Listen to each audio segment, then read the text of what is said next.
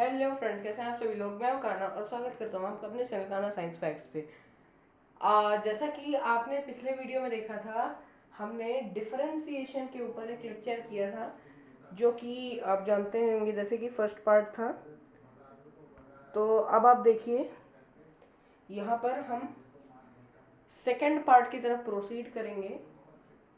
तो हम लोग आज भी डिफरेंशिएशन ही पढ़ने वाले हैं, लेकिन आज हम उसका दूसरा पार्ट, मतलब आज हम लोग एक्चुअली डिफरेंशिएशन पढ़ने वाले हैं। अभी तक तो हम ग्राफ्स और स्लोप ही पढ़ रहे थे। तो आज हम लोग सही मायनों में डिफरेंशिएशन की स्टडी करने वाले हैं। ठीक है, ठीक है, जस्ट अ मिनट। ओके,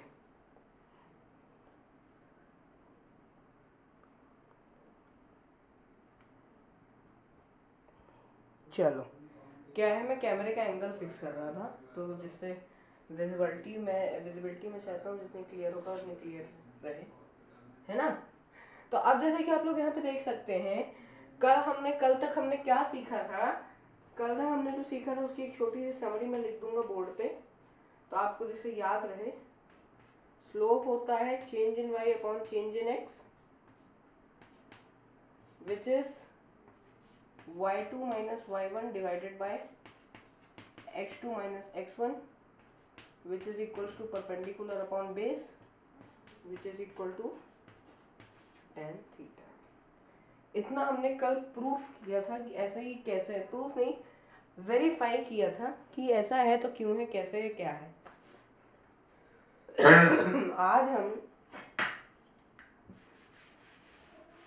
आज हम उसी सेम चीज को पढ़ेंगे, बट आज हम ग्राफ ही पढ़ेंगे। बट आज हम कौन सा ग्राफ पढ़ेंगे? आज हम पढ़ेंगे नॉन यूनिफॉर्म स्लोप वाला ग्राफ। ठीक है, ऐसा ग्राफ जिसका जो स्लोप होता है वो वेरिएबल स्लोप होता है। ग्राफ में दो टाइप के स्लोप बनते हैं, कांस्टेंट स्लोप और वेरिएबल स्लोप। कांस्टेंट स्लोप क्या होता है? जो एकदम सीधा जाए, लीनियर स्लोप। और एक होता है वेरिएबल स्लोप, ऐसा जाने वाला स्लोप। ठीक है, अब देखिए जरा आप लोग, अब एक मैं यहाँ पे ग्राफ बनाऊंगा।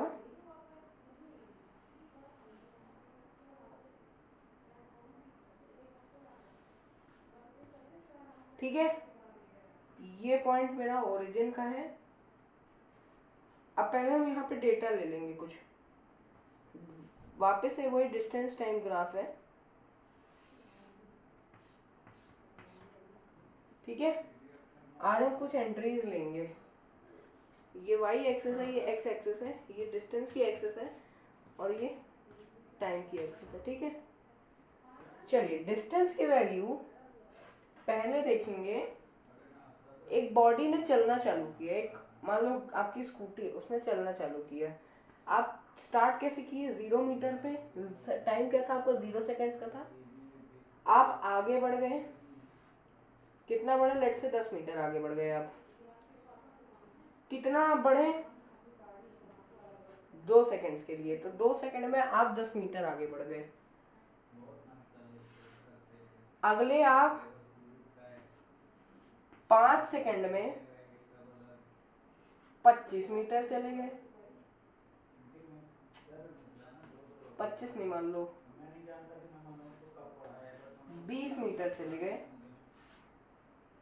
फिर अगले आप 1 सेकेंड में 2 ही मीटर जा पाए।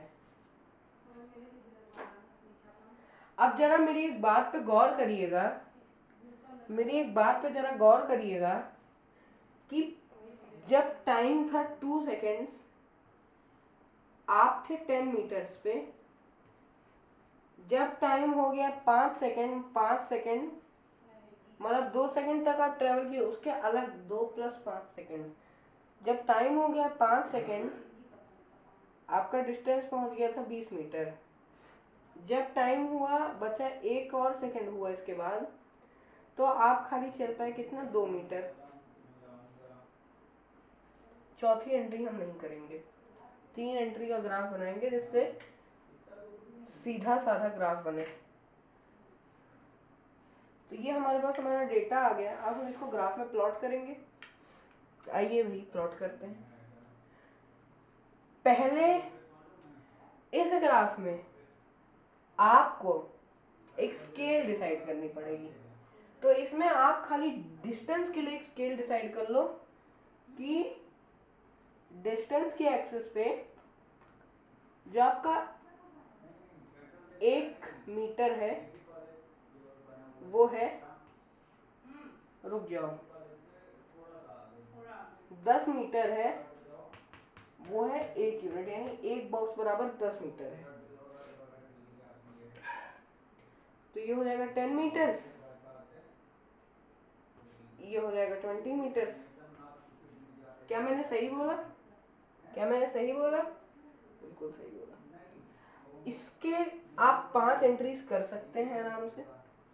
1 second, 2 second, 3 second, 4 second, 5 second. ठीक है।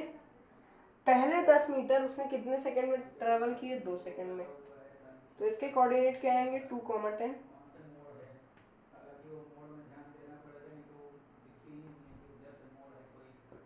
अगले 5 सेकंड में उसने कितना डिस्टेंस ट्रेवल किया? 20 मीटर्स।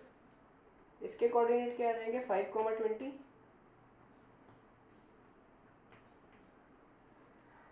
अगले 1 सेकंड बाद, यानी चलो इस एंट्री को भी हटा दो, भी इतना रखो। तो इसकी लाइन अगर तुम देखो, चलो बीच में मैं एक एंट्री और डाल देता हूँ, फिर वो 30 मीटर नहीं 35 मीटर वो गया। अब उसके हो गए थे 6 सेकंड मान लो। यहाँ एक्स एक्सिस को मैं थोड़ा सा एक्सपेंड कर देता हूँ, ये 6 तक चले जाएंगी ये एक्स एक्सिस। ठीक है। अब इसका एक्सिस, और यहाँ पे कहीं पे मान लो आ जाए 35 मीटर। तो अगला कोऑर्डिनेट क्या हो जाएगा? 6,35। आई एम सो सॉरी, 6,35 यहाँ आ गया कोऑर्डिनेट। अब जरा इसको ज्वाइन करो। एक लाइन ऐसी आएगी,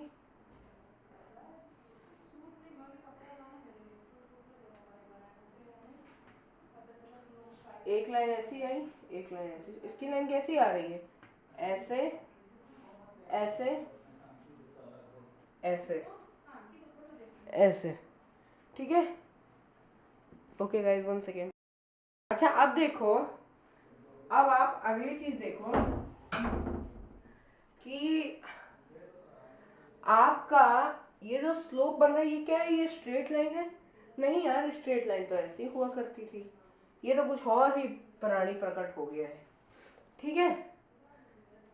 इसको बोलते हैं और नॉन यूनिफॉर्म स्लोप ग्राफ, यानी ऐसा ग्राफ जिसका स्लोप वेरिएबल है। इसकी लाइन कभी ऐसी नहीं बनेगी, इसकी लाइन हमेशा ऐसी ही बनेगी। इसीलिए इस ग्राफ का हम ऐसे जो है स्लोप नहीं निकाल सकते। देखो स्लोप का फॉर्मूला क्या होता है? tan थीटा होता है। अब बड़े हो गए हो, अब 11th का सिलेबस पढ़ रहे हो, अब tan थीटा है स्लोप। स्कूल में आप भले ही परपेंडिकुलर अपॉन बेस करो, यहाँ tan थीटा है स्लोप। इधर पे अगर मैं थीटा लेता हूं, इधर के थीटा अगर मान लो है 30 डिग्री, तो tan 30 की वैल्यू कितनी होती है? मुझे भी भूल गई। sin 31 cos 30, sin 30 की वैल्यू कितनी आएगी? एक रूल होता है लेफ्ट हैंड रूल, उस रूल से आप निकाल सकते हैं। मैं वो कभी और बताऊंगा, मैं भी निकाल देता हूँ 1 सेकेंड। sin 30 √1/2 cos 30 की √3/2, तो √1/2 डिवाइडेड बाय √3/2, तो √1/√3, या फिर √1/3, या फिर 1/√3, कुछ भी है ना, एक चीज कुछ भी। तो इसको, इसकी वैल्यू यहाँ पे आ गई 1/√3, तो इसका यहाँ का स्लोप है 1/√3। ठीक है। यहाँ का तो स्लोप कुछ और आ गया। अब मान लो मैं यहाँ से ले लेता हूँ ये यहाँ से ले लेता हूँ मैं एक्स एक्सिस को। मैंने बोला था एक्स एक्सिस को आप अपने हिसाब से ऊपर नीचे कर सकते हैं। यहाँ का थीटा ले लूँ, यहाँ का थीटा मान लो अगर आ गया, यहाँ का थीटा ये तो नहीं आएगा, ये इससे बड़ा आएगा थीटा, थीटा 60 डिग्री। तो tan 60 की डिग्री क्या है? sin 30 और cos 60 की वैल्यू सेम है, cos 30 और sin 60 की वैल्यू सेम है। इसका भी कारण है, मैं कभी आपको बताऊंगा जरूर। तो देखो sin 60 की वैल्यू कितनी थी? √3/2 होती? बिल्कुल होती जी, बिल्कुल होती। √3/2 होल डिवाइड cos 60 की वैल्यू और sin 30 की वैल्यू सेम होती है ना, तो √1/2। इसकी वैल्यू आ जाएगी √3। tan 60 की वैल्यू आती है √3, शायद यही होती है, कंफर्म नहीं है मुझे। ठीक है, हाँ तो मैं कंफर्म करके आ गया, tan 60 की वैल्यू √3 होती है। इधर भैया √3 1/√3 आ रहा था, यानी इधर आ रहा था √3 की पावर -1, इधर आ रहा है √3 की पावर +1। अब कुछ कुछ कुछ कुछ आता जाएगा ऐसे, यहाँ पे ये तो कम हो गया एकदम से, तो ये एंगल हार्डली 10 डिग्री है, तो tan 10 की वैल्यू आइडेंटिटी लगा के आएगी, है ना? अरे आएगी कि नहीं आएगी? यस, आइडेंटिटी लगा के आएगी। तो वैसे ही है, आपको थोड़ा यही चीज मैं समझाना चाह रहा था कि इसका स्लोप जो है हर जगह चेंज हो रहा है। देख लो, मैं इसे बार बार ऐसे कर रहा हूँ, यहां से शुरू हो रहा था स्लोप, फिर एकदम आसमान चला गया, फिर जमीन उतर गया। तो इससे क्या मालूम चला कि जिस ग्राफ की वैल्यूज x और y की डायरेक्टली प्रोपोर्शनल नहीं होती हैं एक दूसरे के, एक बढ़ेगा तो दूसरा बढ़ेगा, एक घटेगा तो दूसरा घटेगा, वहां पे स्लोप की लाइन हमेशा टेढ़ी ही आएगी। ये मुझसे लिखवा लो आप लोग। अब देखिए, उस ग्राफ से मैं आपको एग्जैक्टली डिफरेंशिएशन क्या होता है वो नहीं बता सकता, मजा नहीं आएगा। मतलब इसको आप ओरिजिन लेते हैं, ओरिजिनल ग्राफ लेते हैं, इसमें पूरा आपको डिफरेंशिएशन बताऊंगा। ठीक है, अब देखिए 1 2 3 4 1 2 3 4, ठीक है। पहले की वैल्यू यहीं कहीं से हाफ से स्टार्ट हो गई और इधर खत्म हो गई। दूसरे की वैल्यू 1.5 से स्टार्ट हुई और 2 पे खत्म हो गई। तीसरे की वैल्यू 3 से स्टार्ट हुई और 3 पे खत्म हो गई। चौथे की वैल्यू 4.5 से स्टार्ट हुई और 4 पे खत्म हो गई। ग्राफ बनाओ, ऐसा ग्राफ बनना है, ठीक है। इसको चाहे तो थोड़ा सा और हम कॉम्प्लिकेट कर सकते हैं। तीसरे की वैल्यू 3 से स्टार्ट हुई, 3.5 पे खत्म हो गई, और चौथे की वैल्यू 4.5 से स्टार्ट होके, यहाँ एक फिफ्थ पॉइंट बना दो, 4.5 से स्टार्ट हुई, फिफ्थ पे गिर गई। तो इसकी जो वैल्यू है, इसकी वैल्यू कैसी आएगी? इसकी वैल्यू लाने के लिए ही डिफरेंशिएशन का बेसिक काम है। Sorry for the interruption. इसकी वैल्यू लाना ही हमारे डिफरेंशिएशन का बेसिक जन्म का उद्देश्य है। बोलते हैं ना पहले के लोग कि जन्म का तुम्हारे कोई उद्देश्य है, उद्देश्य पहचानो। तो इस डिफरेंशिएशन का जन्म का मेन उद्देश्य ही ये है, ग्राफ के दुनिया में, फिजिक्स की दुनिया में।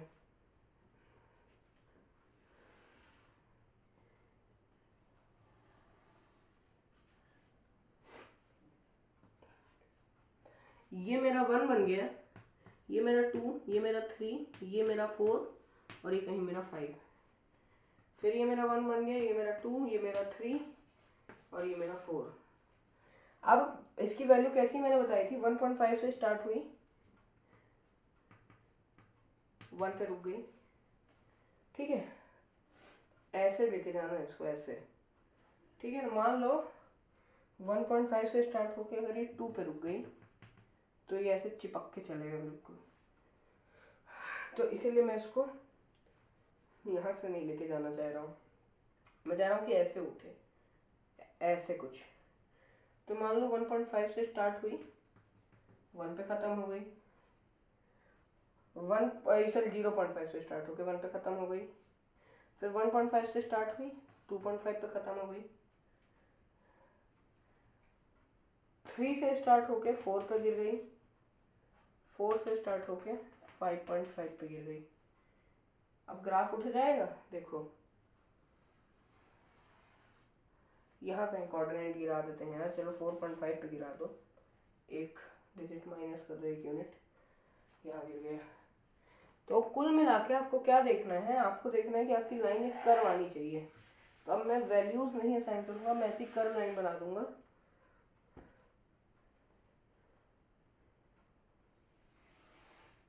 ऐसी लाइन बननी चाहिए। क्या ये लाइन स्ट्रेट है? नहीं यार, ये तो ऐसी बन रही है। स्ट्रेट लाइन तो ऐसी हुआ करती थी, हमें याद है बिल्कुल अच्छे से, पिछला लेक्चर तुम्हारा, तुमने 56 मिनट्स बताया है ये चीज़ को, तो याद है तो बहुत बढ़िया, बहुत बढ़िया। अगर आपको याद है, भगवान आपका भला करे, ठीक है। अब देखिए जरा, अब देखिए जरा, इसका अगर मैं यहाँ पे थीटा निकाल दूं तो ये कुछ और आएगा, तो इसको हम असाइन कर रहे हैं θ1, ये छोटा थीटा है।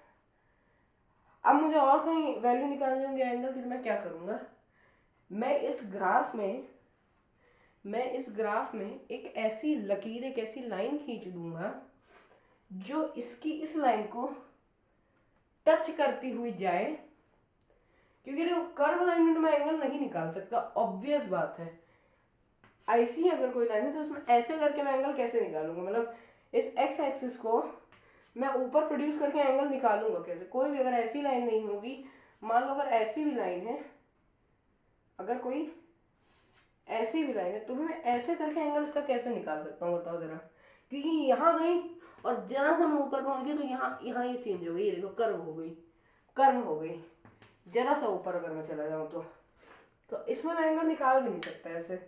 इसका एंगल निकालने के लिए मैं यहाँ नहीं एक्सेस खींचूंगा, मैं एक वाई एक्सिस टाइप की एक एक्सेस खींच दूंगा यहाँ पे, जो कि ऐसी आए, ऐसी आए। कैसी आए? ऐसी, एकदम सीधी। अब सही है, जो कि ऐसी आए।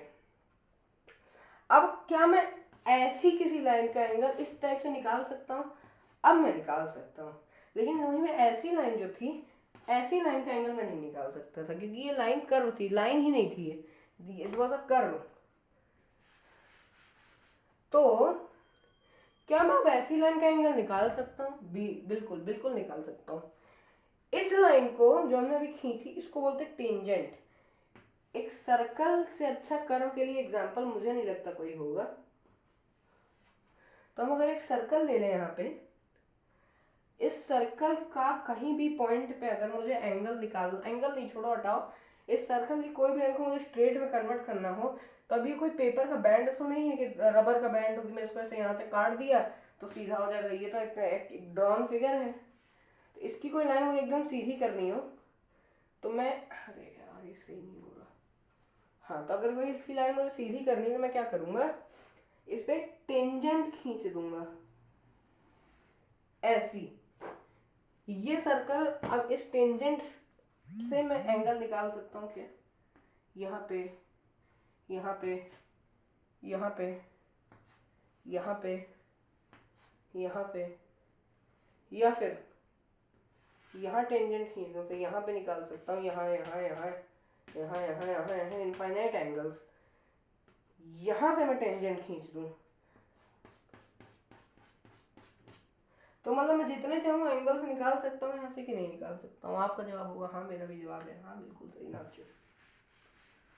इसका मतलब है कि मैं एंगल्स निकाल सकता हूँ, बिल्कुल निकाल सकता हूँ यहाँ से। ये ग्राफ मेरा एक तो एक्यूरेट नहीं बन पा रहा, मुझे बहुत गुस्सा आ रही है। मुझे एकदम अच्छी सी कर्व लाइन चाहिए, एकदम प्यारी सी, एकदम जो है बिल्कुल, मतलब लगे ना यार कि वो कर्व है। आ गई भैया, मतलब बच्चे होशियार हो गए, एकदम एग्जैक्ट करवाई, देख लो, कोई बोलना नहीं है, आखिर कर्व नहीं है। अब देखिए, यार फिर इसको जनरेट करना पड़ेगा क्या, 1 2 3 4, 1 2 3 4। अब देखिए कि आप यहाँ पे एंगल निकालने के लिए टेंजेंट खींच दिए।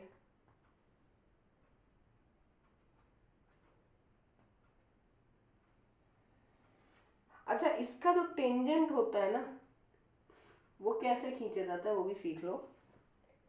इसके टेंजेंट ऐसा होना चाहिए, वैसे तो सर्कल की लाइन ऐसी होती है, सर्कल में एक टेंजेंट ऐसी लाइन होती है जो उसको कट करती हुई जाए, बट यहाँ पे अभी हम सपोज क्या कर लेंगे कि यहाँ पे टच करती हुई निकल जाए, बस हमारा काम उतने में हो जाएगा। अच्छा, अब इस लाइन के एटलीस्ट 2 पॉइंट्स टच होने चाहिए, क्योंकि हमें चाहिए, पिछले वाले ग्राफ में हमारा क्या हुआ था, ऐसा ग्राफ बना था, ऐसा स्लोप आया था, ऐसी हमने लाइन खींची तो एक ट्राइंगल बना था। ट्राइंगल के यहाँ पे 2 पॉइंट भी तो होंगे, ये वाला पॉइंट और ये वाला पॉइंट, तो इन 2 पॉइंट के लिए हमको यहाँ पे भी 2 पॉइंट चाहिए कहीं पे। अब हम इन 2 पॉइंट का जुगाड़ ऐसे करेंगे कि ये पॉइंट इतने क्लोज आ जाएं, यहाँ पे 2 पॉइंट इतने क्लोज आ जाएं कि जब हम ये टेंजेंट खींचे तो ये दोनों पॉइंट को एटलीस्ट टच करते हुए जाए, क्योंकि दोनों को ये कट करते हुए नहीं जाएगी, नहीं तो ये इधर के अंदर से निकल जाएगी। तो वैसा हम कर नहीं सकते, ऐसी लाइन में 2 पॉइंट्स को इतने पास करना है कि जो टेंजेंट बने एटलीस्ट दोनों को टच करती हुई तो निकल ही जाए। ठीक है, कट तो हम करा नहीं सकते, वो हमारी मजबूरी है, हम गरीब मजबूर लोग हैं, तो हम नहीं कराएंगे, कट करवा पाएंगे ही नहीं, क्योंकि ग्राफ एक बहुत ही अमीर चीज होती है। ठीक है, ग्राफ और मैथमेटिक्स हमारे आपके दिमाग से बहुत ही ज़्यादा अमीर सब्जेक्ट है। इस सब्जेक्ट में हम अपनी मर्जी नहीं चला सकते, इसने बोल दिया तुम कर्व लाइन को कट नहीं कर सकते, तुम नहीं कर सकते, चाहे तुम कुछ भी कर लो, कट होगी, लेकिन ये लाइन ऐसी कट होगी। देखो, अगर ये कर्व बना है ना, मैं कट कराऊंगा दोनों पॉइंट्स को, तो ऐसे ये टेंजेंट मेरा अंदर से निकल जाएगा, ये जो बीच में जो इतना एरिया बच रहा है ना, इस एरिया का क्या, ये एरिया क्या बोलेगा, क्योंकि अगर एरिया के टर्म्स में एरिया निकालना होगा इसी ग्राफ का, एरिया के टर्म्स में देखें तो उतनी बची हुई जगह ना वो भी एरिया में आएगी, इंक्लूडेड है वो एरिया में, इसीलिए मेरे को उसको रखना पड़ेगा। अब जो चूंकि मैं उसको रख नहीं पा रहा हूँ, तो मैं मैथ्स का एक रूल ब्रेक कर रहा हूँ, तो मैं ऐसा कुछ करना चाह रहा हूँ कि मैथ्स का रूल भी ना ब्रेक हो, लेकिन मेरा काम भी हो जाए। मुझे टेंजेंट खींचनी है, तो मैं टेंजेंट ऐसे खींचना चाह रहा हूँ कि ये जो मेरी स्लोप की जो कर्व लाइन बनी है, ये कर्व लाइन को वो टच कर ले एटलीस्ट, वो टच कर ले एटलीस्ट 2 पॉइंट्स को। तो ये मान लो पॉइंट ए ले लिया मैंने, ट्राइंगल एबीसी का, थोड़ा इसको और कर्व कर देते हैं जिससे समझाने में इजी हो जाए। हाँ, तो मान लो ये मैंने ट्राइंगल एबीसी का पॉइंट ए ले लिया, ठीक है। अब मुझे पॉइंट ए और पॉइंट बी को इतना पास में लाना पड़ेगा कि पॉइंट ए से बी के बीच का डिस्टेंस लगभग खत्म ही हो जाए।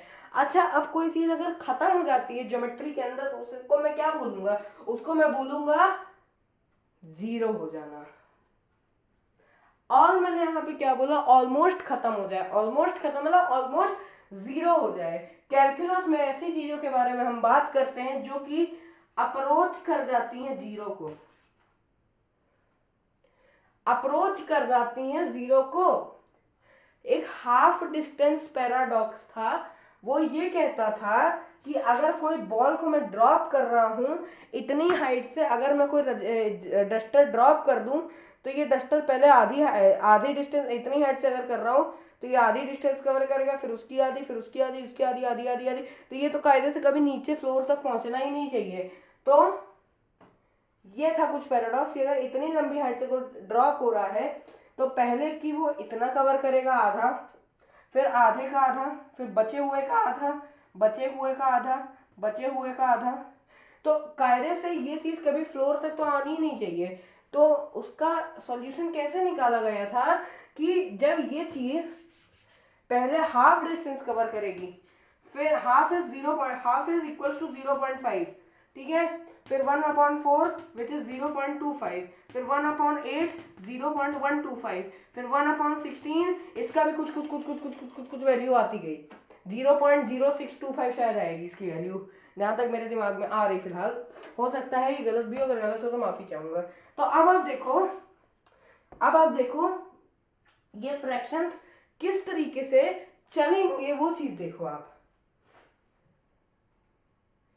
आपको जिस चीज पे मेन फोकस करना है वो ये है कि ये फ्रैक्शन किस ऑर्डर में इंक्रीज हो रहे हैं, इनके डिनोमिनेटर ऐसे चल रहे हैं 1/2, 1/4, 1/8, 1/16, 1/32, 1/68, 32 से सॉरी 64, 1/64, 1/128, 1/256, 1/512, 1/1024, 1/2048, ऐसे कर करके ये कैलकुलेशन चली जाती कहाँ तक, इन्फिनिटी तक।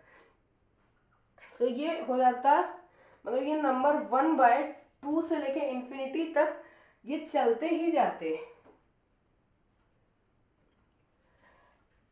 अब इन नंबर्स को सॉल्व कैसे किया गया कि जो सबसे बड़े डिनोमिनेटर का नंबर आएगा उसका सॉल्यूशन करने में 0.000000000000000 कुछ आएगा। तो अब चूंकि इतने सारे जीरो है पॉइंट के बाद, तो इससे प्रूफ हो रहा है कि the given calculation can never lead a result exactly equal to 0, but the result of this calculation eventually approaches 0। Approximation पे कैलकुलस खड़ा है आज भी, ठीक है। कैलकुलस आज भी आपका अप्रोक्सीमेशंस पे खड़ा है। यहां तक अगर आपके समझ में आ गया, कॉन्ग्रेचुलेशन, डिफरेंशिएशन का आधा आइडिया आपको आ चुका, आधा के 75% आइडिया आ चुका है आपको। तो अब ए और बी को मैं इस ग्राफ के अंदर इतना आसपास ले आऊं, और पास करना पड़ेगा इसको भी, इतना पास ले आऊं कि ये डिस्टेंस ऑलमोस्ट 0 हो जाए। अब जो मेरी टेंजेंट बनेगी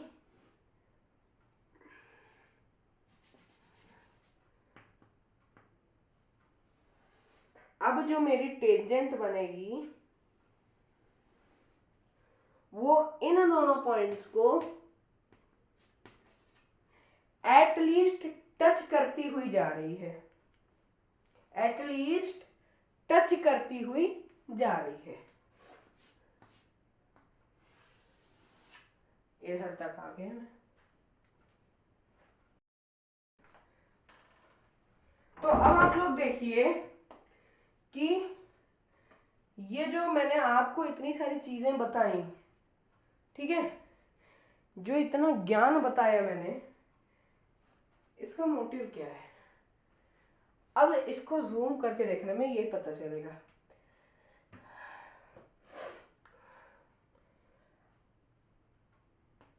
ये मेरी वो कर्व है, जूम करने पे इतना ही पोर्शन आया है। ये मेरी टेंजेंट थी, ये था मेरा पॉइंट नंबर ए, ये था मेरा पॉइंट नंबर बी। इनका डिस्टेंस ऑलमोस्ट 0 है। कैलकुलस में इतनी छोटी कोई लेंथ जो कि 0 ना होके अप्रोच कर जाए 0 को, उसको हम डी के आगे कोई वेरिएबल लगा के रिप्रेजेंट करते हैं। तो यहां पे ले लो डी एक्स।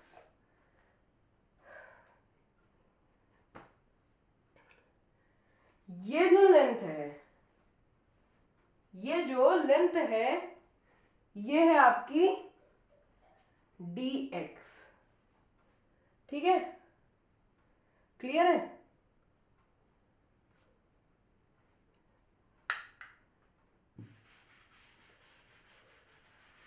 अब हम जंप कर जाते हैं अपने ट्रायंगल पे।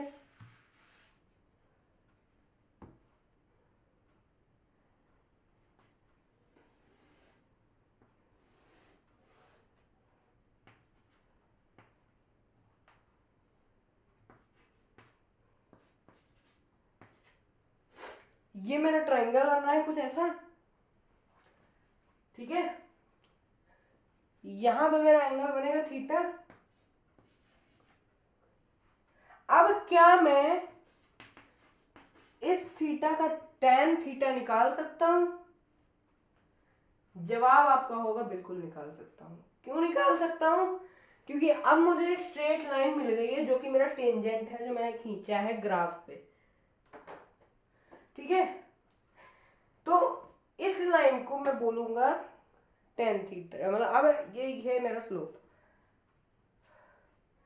अब ये वैल्यू y एक्सिस की है तो इसको मैं dy दे दूं। ये भी बहुत छोटी लेंथ है क्योंकि a और b की लेंथ करीब करीब 0 है, तो ये भी लेंथ बहुत छोटी है dy। और इसको मैंने बता दिया, इसको मान लो dx ले लो, आप dx लेट कर लो, ठीक है। अब dx मैंने क्यों लेट किया?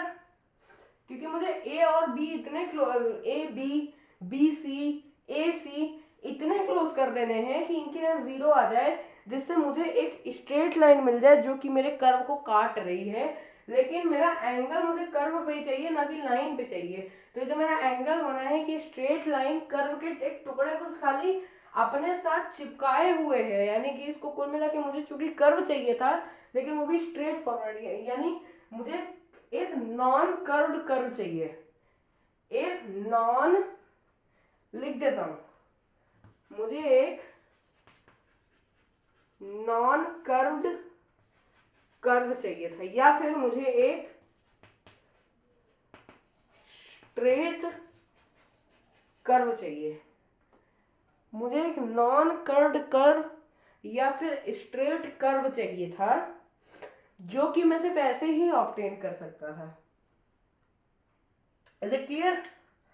तो अब देखिए, इस ट्रायंगल को ले लीजिए, इसका tan थीटा क्या होता है? Perpendicular upon base. तो dy अपॉन dx हो जाएगा स्लोप। अगर आप नोट्स बना रहे हैं तो अपने नोट्स में आधे पन्ने में यही चीज बड़े बड़े अक्षरों में लिख लो। क्या लिख लो बड़े बड़े अक्षरों में? सब चीज अब मैं छोटी बना दूंगा इसमें, एक को छोड़ के। ये मेरा ट्रायंगल है एबीसी, dy dx थीटा, इसका निकाला मैंने tan थीटा, ठीक है। अब मैं लिखूंगा यहाँ बड़े बड़े अक्षरों में dy by dx is slope of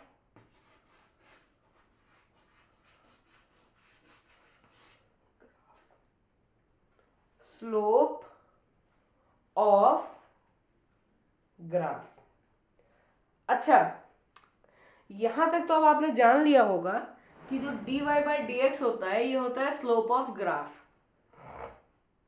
अब देखिए जरा, ये dy बाई dx, आपके मन में ये सवाल जरूर आ रहा होगा, ठीक है ये तो आपने नॉन यूनिफॉर्म या फिर वेरिएबल स्लोप वाले ग्राफ में कर दिखाया, क्या आप ये यूनिफॉर्म मोशन के ग्राफ में कर सकते थे या फिर यूनिफॉर्म स्लोप वाले ग्राफ में कर सकते थे? मेरा जवाब होगा हाँ, कर सकता था।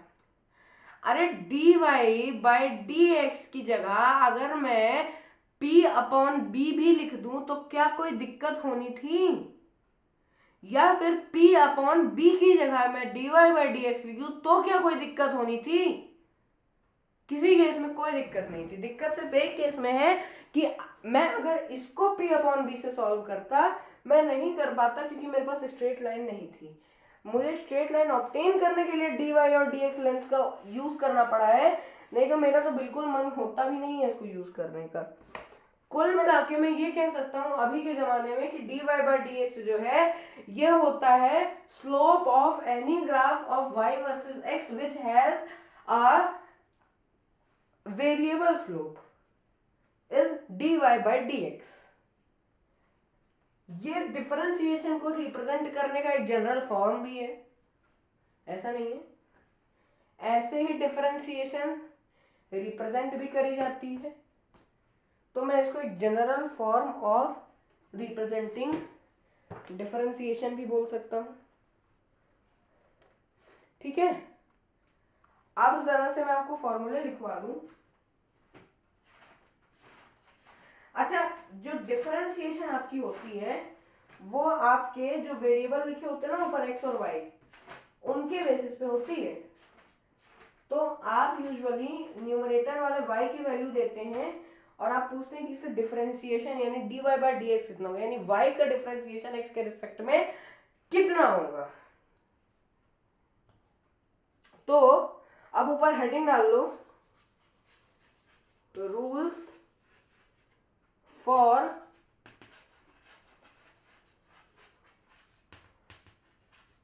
डिफरेंशिएशन। ठीक है, नियम, पहला रूल लिखिए, अगर y एक कांस्टेंट नंबर है तो जो इसका डिफरेंशिएशन यानी dy बाय dx होगा, ये क्या हो जाएगा, हो जाएगा 0। इसको अगर आप चाहें तो ग्राफ से भी देख सकते हैं।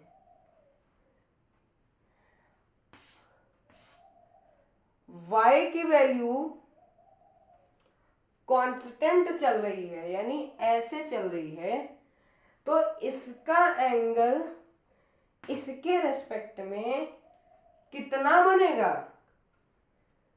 0 डिग्री। tan 0 की वैल्यू कितनी आती है, 0।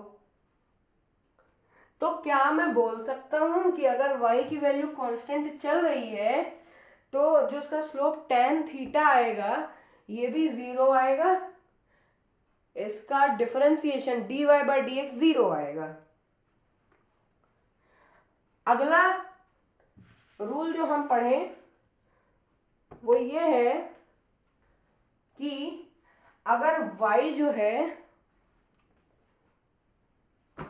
अब मैं इस चीज को हटा देता हूं, ठीक है, अभी तक आपने हेडिंग लिखी ली होगी। अगला रूल जो हम पढ़ेंगे वो है कि अगर y जो है किसी भी नंबर की कोई भी पावर है, जैसे x नंबर ले लो, उसकी एक पावर ले लो n, x is any real number, तो इसका जो डिफरेंशिएशन आ जाएगा वो आ जाएगा, ये जो नंबर ऊपर पावर में है इसको हम सामने लिख देंगे, इसका हम इंटू करेंगे किसके साथ, जो नंबर बेस में है उसके साथ यानी x के साथ, पावर एक कम कर देंगे, पावर क्या थी, n थी पहले x की, n ही रहेगी बस, उसमें एक कम हो जाएगा। तो हम बोल सकते हैं if y is equals to x to the power n, so dy by dx is nx to the power n minus 1, यानी n मल्टीप्लाइड बाय सिर्फ और सिर्फ x की पावर n माइनस 1 रहेगी।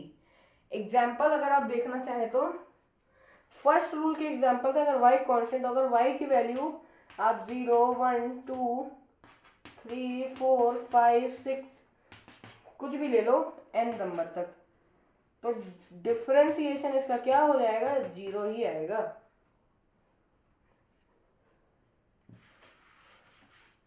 दूसरे रूल का एग्जांपल देखिए,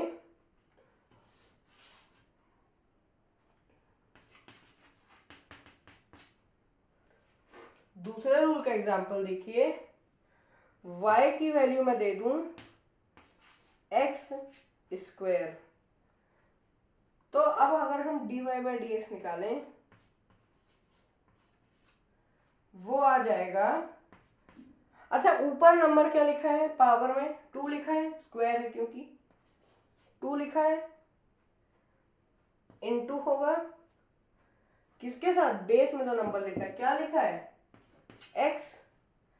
अब पावर चढ़ाने का जुगाड़ करो, पावर क्या चढ़ी थी 2, कम क्या हो जाएगा 1, ये क्या हो जाएगा 2 into x to the power 1, या फिर इसको बोल दो 2x ओनली, x की पावर 1 x ही है।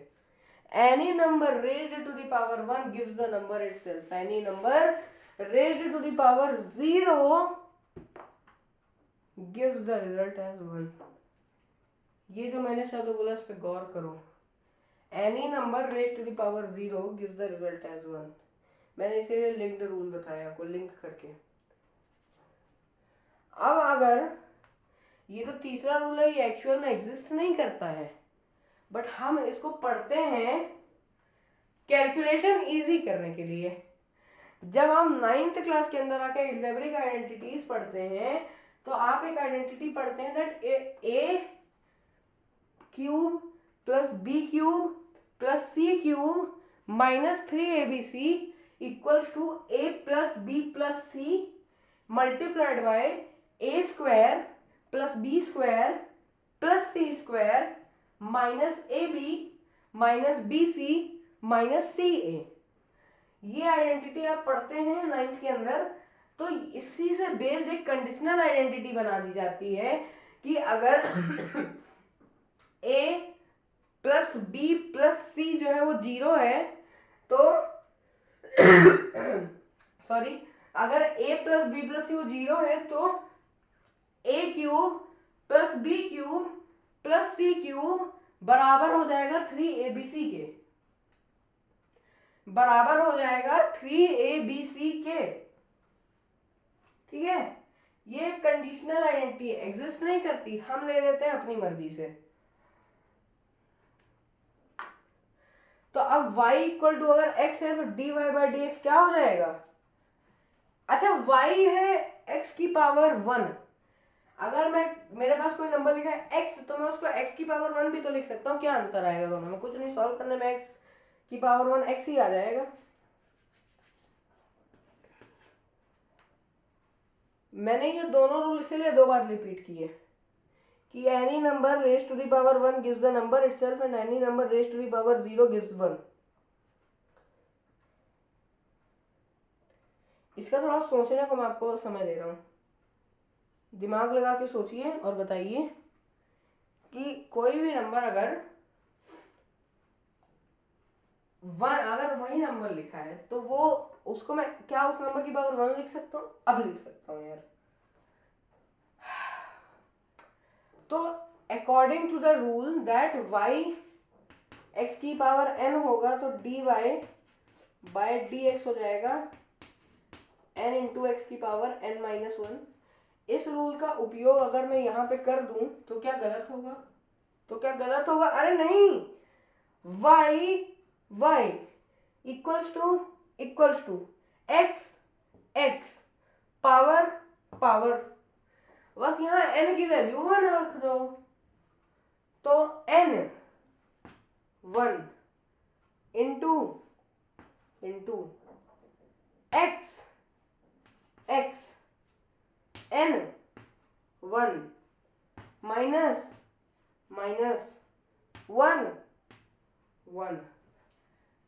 1 इंटू एक्स की पावर 1 माइनस 1 यानी 0, 1 इंटू सॉल्व करेंगे x की पावर 0 तो 1 आएगा, 1 इंटू 1 इज ऑलवेज 1।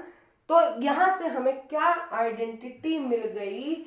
यहां से हमें आइडेंटिटी मिल गई कि if y is equals to x then dy by d x equals to 1। अगर y की वैल्यू x की वैल्यू के हमेशा इक्वल चल रही है तो इसका स्लोप जो है हमेशा 1 आएगा। Is it clear? I hope it is. अगला रूल जो हम पढ़ने वाले हैं वो है कि अगर y की पावर जो है क्या है, अगर y की पावर है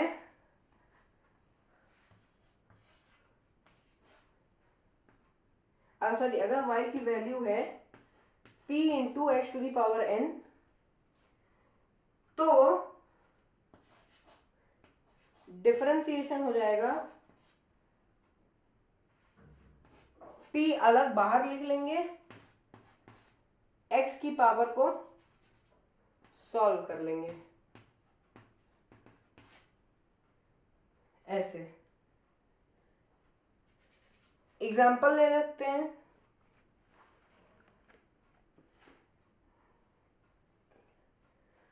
एग्जाम्पल ले सकते हैं, y है 2x क्यूब, तो 2 को बाहर रख लो, dy बाई डी एक्स करेंगे पहले, फिर डिफरेंशिएशन करेंगे तो 2 को बाहर रख लो और x की पावर 3 को सॉल्व कर दो, 3 into x to the power 3 minus 1, 2 बाहर है, 3 और 3 माइनस 1 पावर है 2, तो 2 इंटू 3 की पावर x, 3 इंटू एक्स की पावर 2 यानी एक्स स्क्वायर, तो 2 3 जा 6 एक्स स्क्वायर आ जाएगा आंसर। ये भी आइडेंटिटी इसी से बनी है, बस इसमें एक चीज नई सिखाई है कि मतलब नई नहीं बोला मैंने, नई बोला न्यू, एक न्यू चीज इसमें सिखाई गई है कि अगर कोई नंबर इनटू के फॉर्म में लिखे हैं तो पहले आप उन्हें सेपरेट करें, इनटू के फॉर्म में लिखें, उनमें से कोई भी एक नंबर को उठा के जो अलग अलग लिख दे दोनों से, मतलब दोनों नंबरों को अलग कर दें और अलग करने के बाद फिर सॉल्व करें पावर को अंदर वाली। ठीक है, मैं चौक का कलर चेंज कर लेता हूँ, बहुत देर से एक कलर की चौक हो गई। अब देखिए अगला जो नियम हमारे आता है वो नियम क्या है। अगला जो रूल जिसको हम पढ़ेंगे वो रूल क्या है। मैं एग्जाम्पल से क्वेश्चन देखने के लिए बार बार कॉपी खोल रहा हूँ, क्योंकि रूल तो मैं बता दूंगा, एग्जाम्पल देने के लिए क्वेश्चन सोचने में बहुत मेहनत लगती है। ओके, तो अगला जो हम रूल पढ़ने वाले हैं वो रूल थोड़ा कुछ लोगों को जैसे कॉम्प्लिकेटेड भी लग सकता है, बट आप लोग चिंता नहीं करना, ये एक्चुअल में कॉम्प्लिकेटेड तो नहीं, मतलब इट्स नॉट दैट कॉम्प्लिकेटेड। ठीक है, अब अगर y की पावर सॉरी y की वैल्यू किसी नंबर की पावर e की पावर x है ना, क्या बोला मैंने, अगर y की वैल्यू है e की पावर x तो इसका सॉरी इसका डिफरेंस यहाँ वेरिएबल नहीं है, ये कांस्टेंट ले लो इनको अभी, तो ये नहीं कि डिफरेंशिएशन 0 बोल दो कांस्टेंट है तो नहीं, मतलब ये नंबर वही रहेंगे, ये बदलेंगे नहीं। अगर y की वैल्यू e की पावर x है तो dy बाई डी एक्स की वैल्यू भी हो जाएगी e की पावर, बहुत सस्ता रूल है। अब देखो जरा ये दिमाग वाला रूल है छठवां वाला, कि अगर y की वैल्यू log x है, log x है, तो इसका डिफरेंशिएशन हो जाएगा,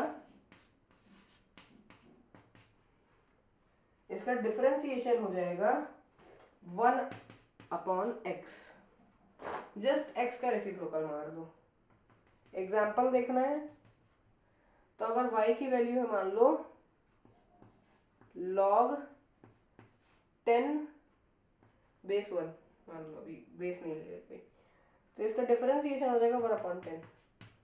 ठीक है, अगला रूल y की वैल्यू a की पावर x है, y की वैल्यू है a की पावर x, तो इसका डिफरेंशिएशन क्या हो जाएगा, a की पावर x log a की power x multiplied by log a।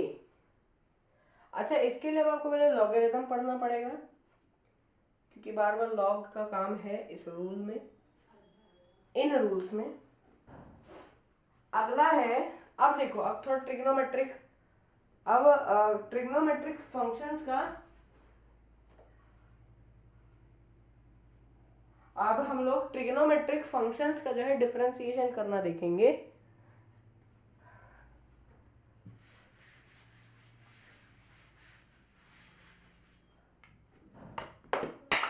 अरे डस्टर बार बार गिर जाता है।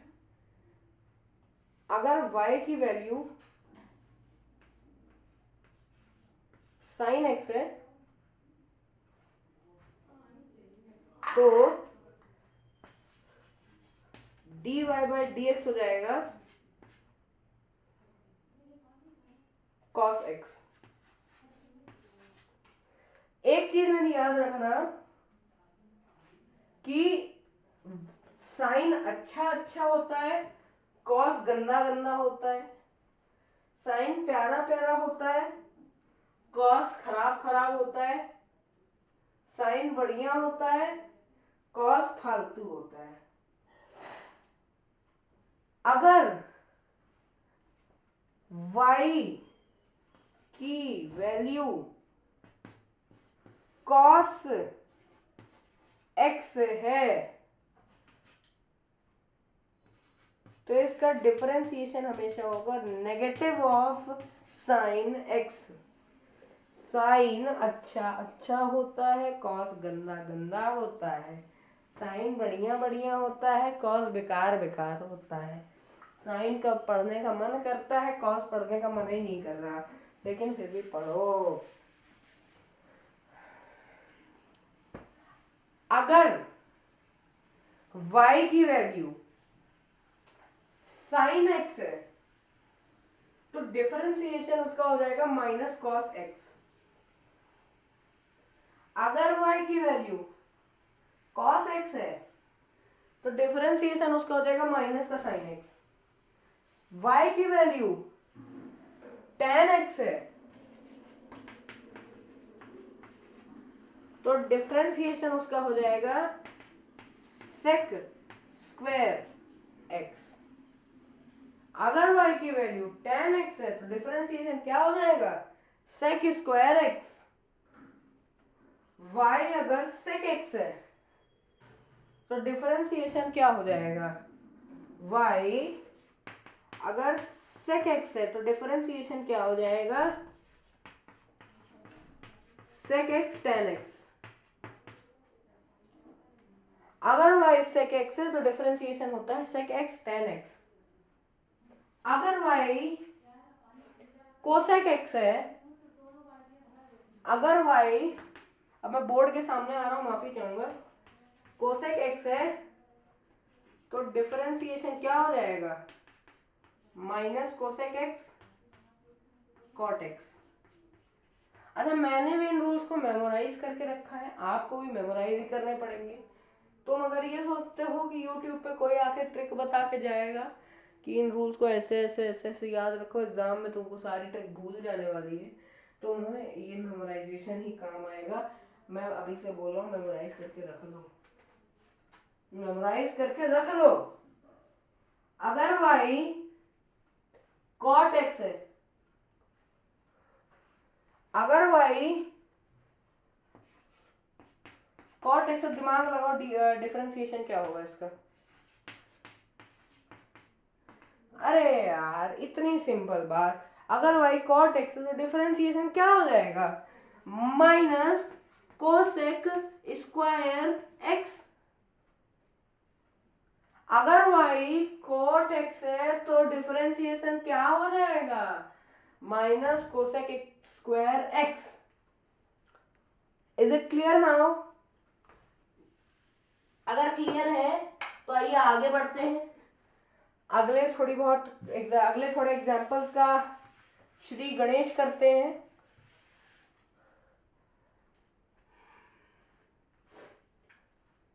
चलिए अब जरा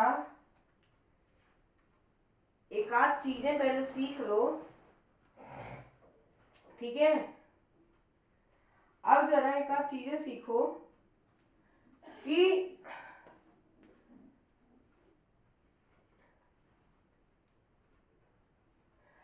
आपको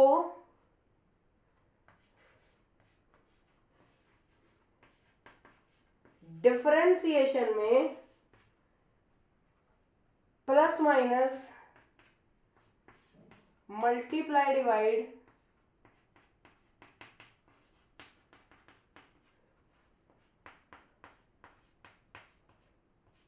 कैसे करना है। ठीक है, अगर एडिशन गिवन हो कोई दो नंबर का, जैसे कि एग्जांपल ले लो, एग्जाम्पल के लिए अभी अगर हम क्वेश्चन लें तो लेते हैं, अगर y है x square plus 5x, y है एक्स स्क्वायर प्लस 5x, इसको डिफरेंशिएट करने पे क्या आएगा, डिफरेंशिएशन। अब आपको क्या करना होगा, यहां पे रख के अलग अलग नंबर्स को डिफरेंशिएट कर लो, यहां पे रख के अलग अलग नंबर्स को डिफरेंशिएट कर दो। एक्स स्क्वायर को पहले डिफरेंशिएट करो, क्या आ जाएगा, एक्स पावर एन है ये, तो एन यानी 2, एक्स यानी एक्स पावर एन यानी 2 -1, तो क्या आ जाएगा, और यहां पे देख लो प्लस 5 इंटू एक्स है, तो अगर y को तो 5 को बाहर रख लो और x को डिफरेंशिएट कर दो, तो x को डिफरेंशिएट करने पे क्या आता है, अरे क्या आएगा, 1 आएगा। क्यों, क्योंकि ये y equal to x, then differentiation is 1, तो ये 5x में से इसको 5 रहने दो, इधर क्या आ जाएगा 2 - 1 1 आएगा, तो इधर आ जाएगा 2x प्लस 5,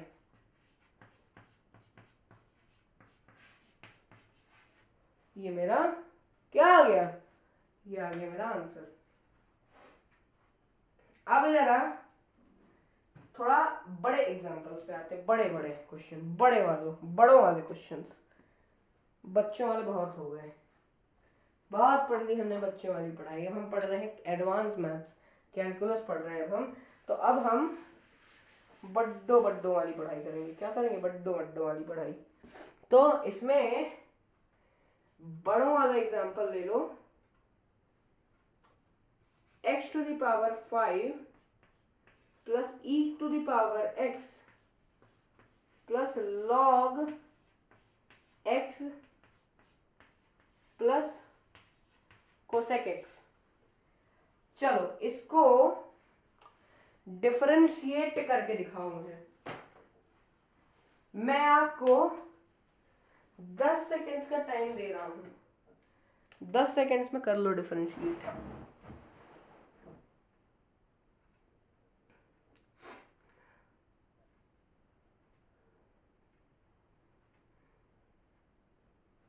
चलो 10 सेकेंड हुआ, 5 सेकेंड बफर।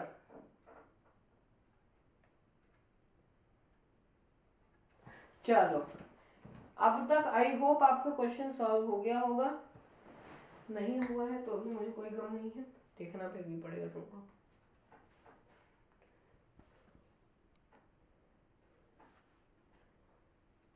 अब जरा देखिए, x की पावर n को कैसे डिफरेंशिएट करोगे, n x पावर एक 5 बाहर आ गया, x इंटू हो गया, पावर एक कम हो गई, पावर एक कम तो आ जाएगी यहाँ पे 4 की पावर, मतलब पावर 4, e की पावर x का डिफरेंशिएशन e की पावर x, log x का डिफरेंशिएशन 1/x, और अब यहाँ पे दिमाग लगाओ, ट्रिग्नोमेट्रिक फंक्शन का डिफरेंशिएशन, कोसेक x का क्या आता है, minus cosec x cot x, ठीक है, minus cosec x cot x। ऐसा ही कुछ हम सब्ट्रैक्शन में भी करेंगे, तो कोई बहुत बड़ी चीज नहीं करनी है।